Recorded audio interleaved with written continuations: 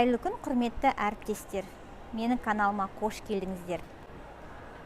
Бүгін біз нейрожаттығулар жөнінде әңгімелесетін боламыз. Ең бірінші, нейрожаттығулар туралы айтпас бұрын, осы сөздің анықтамасына тоқталайын. Нейрожаттығулар дегеніміз біздің екі жақ миымыздың бөлігінің тепе-теңдікте жұмыс жасауына көмектесетін арнайы жаттығулар түрлері. Әдетте мен осы нейрожаттығуларды сабағымда жиі қолданамын. Әрбір тапсырманың алдында осы жаттығуларды беріп отырам оқушыларға. Себебі әр оқушы, ересек адам болса да, белгілі бір тапсырманы орындамас бұрын ойына ең бірінші жаңағы негативтер келеді. Бұл тапсырма мен үшін қиын болып қалар, немесе ерінеді, тағы да басқалай. Сондықтан осы нейрожаттығуларды қолдану арқылы, жасай арқылы біз осы ойларымыздан арыламыз және өзімізді жеңіл сезінетін боламыз. Нейрожаттығулар бізге не береді?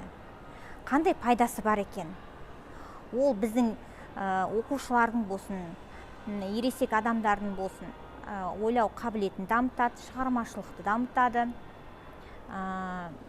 Және де көптеген алдында тұрған, орысша айтқанда преграда дейміз ғой, солармен күреседі.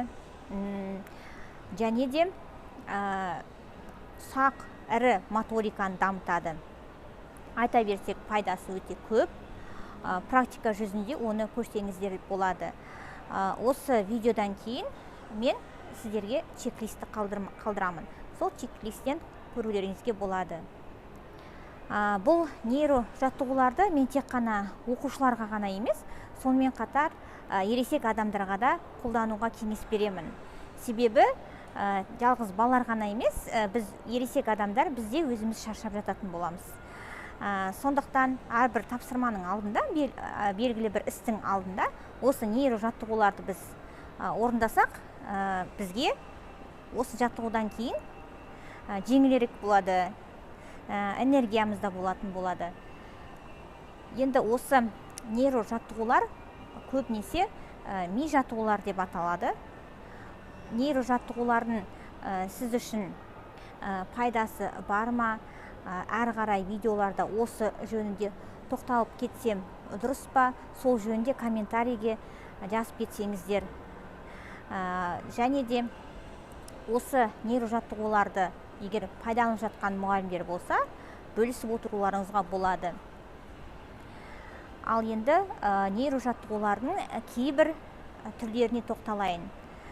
Әдетте бұл жаттығуларды музыкамен, бір көңілді, сондай ырғақты музыкалармен көрсеткен дұрыс. Мен бір түрін ғана сіздерге көрсетейін, әрі қарай практикада, тәжірибеде көрген дұрыс болады. Мысалы, лайк және окей. Мұны осылай ауыстырып тұру керек. Және билеуге де болады. Қол аяқты да қимылдатып. Және екінші нейрожаттығуымыз А4 парағын аламыз. Соны аламыз да қолмен, екі қолмен емес, бір қолмен ғана умаждап біткеннен кейін қайттан сол қағазды жаңа А4 қалпына келтіреміз. Бізде бұл не береді? Ұсақ моториканы, ірі моториканы дамытады. Мінекей, сіздерге тек қана екі түрін ғана бердім. Тағы да алдағы видеоларда сіздермен бөлісіп отыратын боламын.